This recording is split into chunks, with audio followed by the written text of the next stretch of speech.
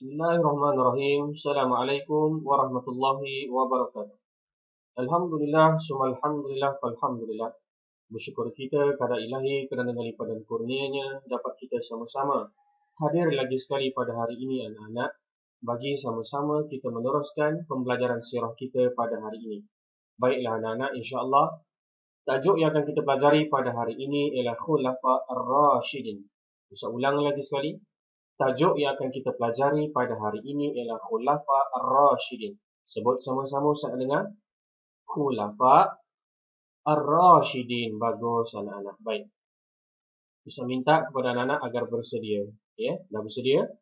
Bagus. Baik, kita lihat sama-sama anak-anak. Baik, sebelum itu anak-anak, di sini ada satu gambar rajah yang telah Ustaz paparkan. Gambar rajah ni famous. Cukup terkenal. Kalau kita paparkan saja anak-anak cukup tahu. Baik, gambar apakah ini? Ya, betul. Gambar Upin dan Ipin. Baik. Di dalam gambar Upin dan Ipin ni, anak-anak, apa menggambarkan gambar rajah kat sini? Apa yang anak-anak nampak kat sini? Yang lain tu semuanya adalah siapa? Kawan. Kawan ataupun digelar sebagai sahabat. Baik. Maksud Khulafa Ar-Rashidin anak-anak ialah sahabat-sahabat Rasulullah. Ya. Baik. Sekarang kita lihat satu persatu. Untuk Khulafa Ar-Rashidin anak-anak, Khulafa Ar-Rashidin ini hanya ada 4 sahaja. Saya ulang, ada berapa tadi? 4 sahaja. Baik. Yang pertama ialah Sayyidina Abu Bakar As-Siddiq. Ulang anak-anak.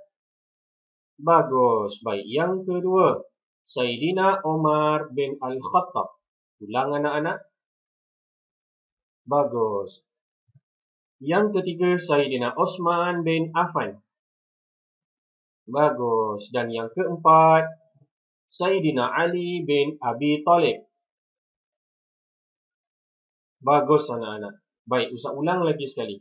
Khulafa Ar-Rashidin ada berapa tadi saya sebut? Ada 4 sahaja. Baik. Bermula daripada Abu Bakar As-Siddiq, disusuli dengan Umar bin Al-Khattab, Osman bin Affan dan juga Ali bin Abi Talib. Baik, anak-anak, kamu kena hafalkan mengikut turutan.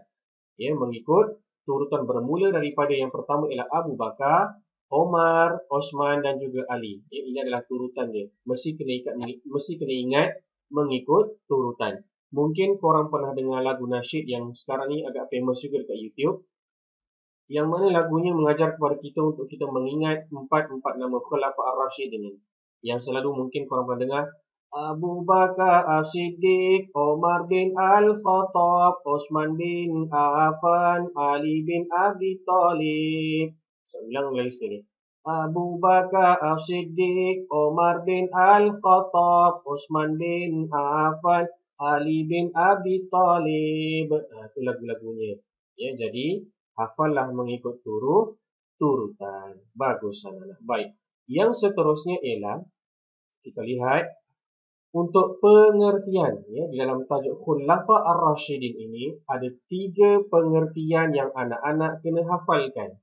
Ya, ada 3 pengertian. Yang pertama ialah pengertian sahabat. Sama maksudnya macam sebelum ni pernah saya terangkan. Pengertian sahabat. Maksud sahabat. Erti sahabat. Ya, ketiga-tiganya memberi maksud yang sama. Begitu juga dengan pengertian khalifah. Maksud khalifah. Erti khalifah. Sama. Dan yang terakhir ialah pengertian Khulafa Ar-Rashidin. Maksud Khulafa Ar-Rashidin. Erti Khulafa Ar-Rashidin. Boleh ingat? Ada 3 pengertian. Sahabat, khalifah dan juga Khulafa Ar-Rashidin. Baik, kita lihat satu persatu. Yang pertama kita lihat iaitu pengertian sahabat. Baik, apakah pengertian sahabat ni? Baik, sahabat ini ialah mereka yang pernah berjumpa, iaitu bertemu dengan Nabi Muhammad sallallahu alaihi wasallam, beriman dengannya dan mati di dalam Islam. Saya ulang lagi sekali. Maksud sahabat, pengertian sahabat, erti sahabat ialah mereka yang pernah berjumpa, iaitu bertemu dengan Nabi Muhammad sallallahu alaihi wasallam, ya, beriman dengannya dan mati di dalam Islam. Baiklah anak-anak, apa yang dimaksudkan dengan bertemu tu? Apa yang dimaksudkan dengan berjumpa tu? Maksudnya ialah orang yang sempat berjumpa dengan baginda sama ada lama ataupun sekejap. Maksudnya orang yang pernah jumpa dengan Nabi ni, walaupun tak lama, sekejap sahaja, itu juga dikira sebagai sahabat. Yang kedua ialah orang yang meriwayatkan hadis. Ya. Sama ada dia meriwayatkan hadis ataupun tidak, juga dikira sebagai sahabat. Ya, ingat. Yang ketiga, orang yang menyertai baginda dalam peperangan ataupun tidak. Maksudnya, dia pergi berperang dengan Nabi ke ataupun tidak ke, pun juga dikategorikan sebagai seorang sahabat. Yang keempat, orang yang melihat baginda sekali sahaja, walaupun tidak sempat berada dalam majlis ilmunya, juga dikira sebagai seorang sahabat. Dan yang terakhir ialah orang yang tidak dapat melihat baginda kerana tiada penglihatan. Maksudnya apa? Buta. Jadi orang ini juga dikategorikan sebagai sahabat. Inilah dia 5 golongan yang dinamakan sahabat kepada Rasulullah sallallahu alaihi wasallam. Ya. Nanti anak-anak boleh tengok balik video ni berkali-kali dengan penerangan Ustaz tadi dan ingat sampai bila. Bagus anak-anak. Baik, yang seterusnya kita lihat pengertian khalifah. Baiklah anak-anak, pengertian khalifah ni apa? Ini pengertian dia. Khalifah ialah orang yang memegang jawatan ketua pentadbiran di dalam negara Islam dan hal ehwal agama selepas Rasulullah. Saya ulang lagi sekali. Maksud khalifah, pengertian khalifah ataupun erti khalifah ialah orang yang memegang jawatan ketua pentadbiran di dalam negara Islam dan juga hal ehwal agama selepas Rasulullah. Baik anak-anak, kita dah sedia maklum. Ya, Nabi Muhammad sallallahu alaihi wasallam merupakan nabi yang terakhir. Tidak ada lagi nabi selepas daripada Nabi Muhammad sallallahu alaihi wasallam. Jadi yang menggantikan nabi itu ialah khalifah. Ya, khalifah tu siapa? Yang 4 orang yang Ustaz sebut mula-mula tadi. Itulah dia namanya khalifah. Ya, boleh ingat? Bagus anak-anak. Baik. Yang seterusnya kita berpindah pula kepada pengertian khulafa ar-rasyidin. Khulafa ar-rasyidin apa pula Ustaz? Tadi khalifah, yang ini khulafa ar-rasyidin. Macam sama je. Baik, ada perbezaannya. Kita tengok baik-baik. Yang pertama, ya, khulafa ar-rasyidin maksudnya, pengertian dia ataupun artinya ialah gelaran bagi ketua-ketua negara Islam yang diberikan kepada 4 orang sahabat yang tadi, yang memegang jawatan ketua pentadbiran di dalam negara Islam selepas wafatnya Rasulullah sallallahu alaihi wasallam. Ya, Ustaz ulang lagi sekali. Pengertian khulafa ar-rasyidin ini ialah gelaran bagi ketua-ketua negara Islam yang diberikan kepada 4 orang sahabat yang tadi sahaja, ya, yang memegang jawatan ketua pentadbiran di dalam negara Islam selepas wafatnya siapa? Wafatnya Rasulullah.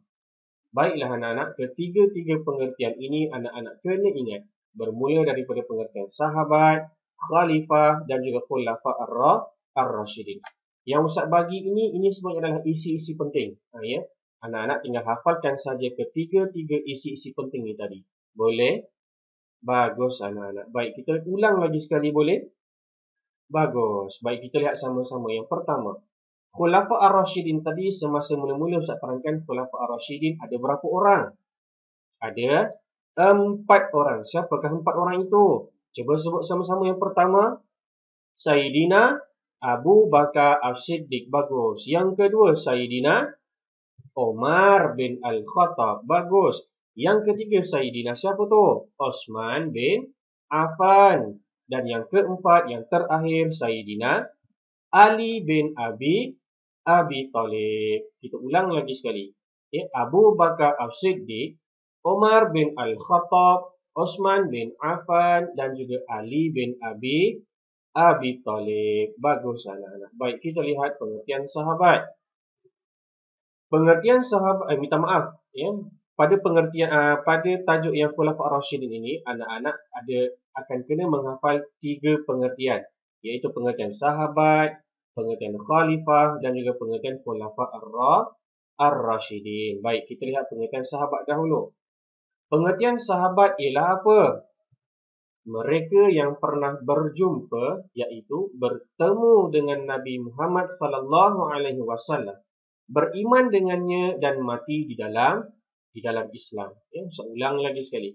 Mereka yang pernah berjumpa, iaitu bertemu dengan Nabi Muhammad sallallahu alaihi wasallam, beriman dengannya dan mati di dalam Islam. Ya. Apakah yang dimaksudkan dengan berjumpa tadi atau bertemu tadi? Ya, macam tadi yang saya terangkan, iaitu yang pertama, mereka yang sempat bertemu dengan Nabi sama ada lama ataupun sekejap. Itulah dinamakan sahabat. Yang kedua ialah orang yang meriwayatkan hadis ataupun tidak. Kita sedia maklum, ya, sahabat-sahabat Nabi ramai yang meriwayatkan hadis. Ya. Yang ketiga, orang yang menyertai baginda dalam semua peperangan sama ada peperangan yang pernah orang masuk ataupun tidak. Contoh macam perang Uhud, perang Badar, perang Khandaq. Sama ada dia masuk ke, dia tak join ke, dia join ke, sama. Itu juga dinamakan sebagai sahabat. Yang keempat ialah orang yang melihat baginda sekali sahaja walaupun tidak sempat berada di dalam majlis ilmunya. Contoh Nabi tengah buat satu majlis tazkirah ataupun majlis ilmu. Ya, tetapi orang ni tak sempat nak duduk dalam majlis ilmu tu. Juga dikategorikan sebagai sahabat. Dan yang kelima ialah orang yang hidup yang mana mereka ini tidak dapat melihat baginda kerana mempunyai masalah penglihatan ataupun senang cerita masalah apa tu? Buta. Dia hidup satu zaman dengan Nabi, dia dengar suara Nabi, dia tahu Nabi ada di sekeliling dia, cuma dia tak mampu melihat Nabi. Ini juga dinamakan sahabat. Boleh ingat? Ada dalam soalannya, sebab tu anak-anak kena ingat. Baik, yang kedua kita berpindah kepada pengertian khalifah. Khalifah ni apa tadi anak-anak? Khalifah ini ialah orang yang memegang jawatan ketua pentadbiran di dalam negara Islam dan juga hal ehwal agama selepas Rasulullah sallallahu alaihi wasallam. Macam tadi saya dah terangkan dekat anak-anak, Nabi kita adalah Nabi yang terakhir. Tidak ada Nabi lagi selepas Nabi kita sebab disebut dalam Al-Quran khataman nabiyyin. Ya, penghabisan Nabi-Nabi yang terakhir. Jadi, selepas Nabi dah tak ada siapa yang menggantikan, maka yang menggantikan ialah khalifah. Inilah gelaran yang kita sebut. Khalifah, contoh khalifah yang pertama siapa? Abu Bakar. Khalifah yang kedua pula gantikan siapa selepas Abu Bakar? Khalifah Umar bin Al-Khattab. Khalifah yang ketiga siapa? Khalifah Osman bin Affan. Dan khalifah yang keempat siapa? Khalifah Ali bin Abi Thalib. Itulah gelaran khalifah-khalifah tadi. Khalifah ini gelaran kepada seorang. Bermula daripada yang pertama memerintah, yang kedua, yang ketiga dan yang keempat. Berbeza pula dengan khulafa ar-rasyidin. Khulafa ar-rasyidin ini ialah rangkuman kepada semua pemerintah tadi. Yang empat orang tadi.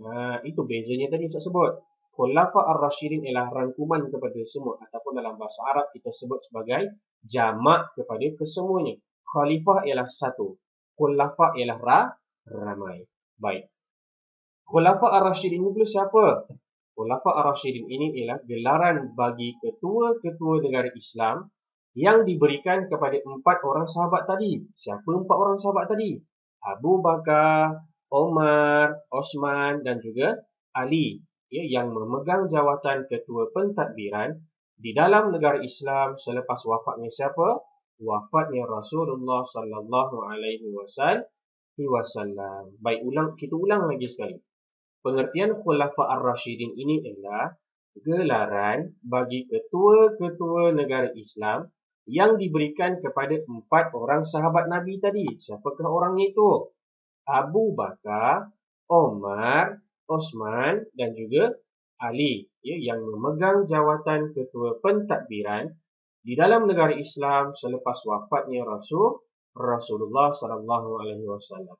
Baiklah anak-anak, untuk khulafa ar-rasyidin ini kebiasaannya kalau dalam soalan PSRA dia punya skop markahnya ialah 6 markah, besar tu markahnya, 6 markah. Jadi yang Ustaz bagi kepada anak-anak ini adalah isi-isi penting, poin-poin penting yang memang kita kena hafal. tertinggal 1 poin habis markah kita akan ditolak. Sebab itu saya minta Ustaz pesan lagi sekali, ya, ketiga-tiga pengertian yang telah Ustaz sediakan kepada anak-anak ini, hafalkanlah betul.